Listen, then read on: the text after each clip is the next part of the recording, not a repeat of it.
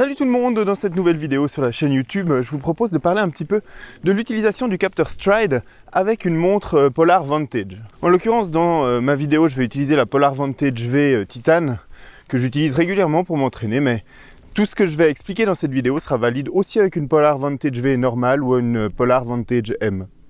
Donc le premier conseil que je peux vous donner avec l'utilisation d'un Stryd sur la Vantage, c'est, vous le savez probablement, Polar a mis à jour le firmware des Vantage au mois d'octobre 2019. Donc si vous aviez un Stryd déjà avant et qu'après cette mise à jour vous continuez à l'utiliser, je vous conseille de le déconnecter de la montre et de le reconnecter une fois après avoir fait la mise à jour de la montre. Voilà, tout ça parce que Polar a actualisé, a mis à jour en fait l'algorithme de connexion du Stryd, et puis il est possible que votre Stryd ait été calibré manuellement par le précédent firmware de Polar et que ces données soient conservées dans la mémoire de la montre. Donc pour éviter ça, eh bien, on va supprimer la connexion du Stryd et puis le reconnecter. Et puis une fois que c'est fait, eh bien, Polar a ajouté la possibilité d'étalonner manuellement les capteurs de foulée. Et en l'occurrence avec le Stryd, c'est particulièrement intéressant sur la Vantage parce qu'avant, Polar en fait calibrait automatiquement avec le GPS le Stryd, ce qui en fait était une aberration puisqu'on perdait en précision au niveau de la mesure de la distance et de la vitesse.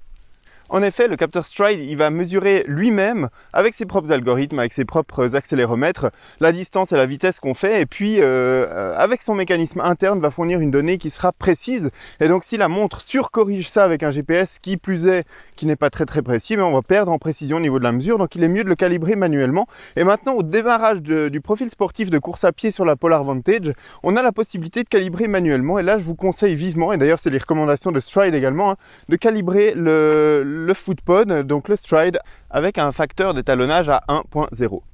Donc ceci, ça va simplement dire à la montre de n'appliquer aucune correction sur les données qui sont fournies par le Stryd et donc d'utiliser les données du Stryd comme étant des données absolues en termes de vitesse et de distance. Vu que le Stryd va corriger lui-même avec ses propres algorithmes les données qu'il a besoin de processer et puis ainsi fournir une indication correcte de vitesse et d'allure et de distance, eh bien il n'y a pas besoin de les surcorriger au niveau de la montre, donc c'est mieux de calibrer ainsi.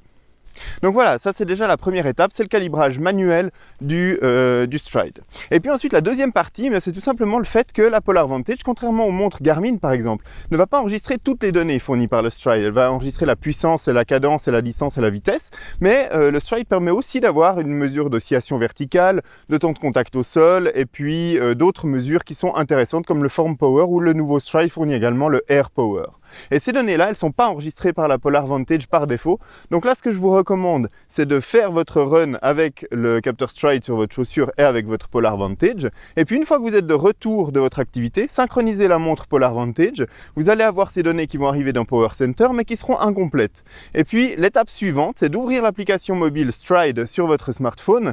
Et puis là, d'aller dans l'ajout d'une activité et puis de resynchroniser manuellement les données qui sont enregistrées dans la mémoire du Stryd, qui elles sont complètes et qui vont venir tout simplement s'ajouter ensuite à l'activité qui a été enregistrée dans Power Center, et ainsi vous aurez des données qui seront complètes.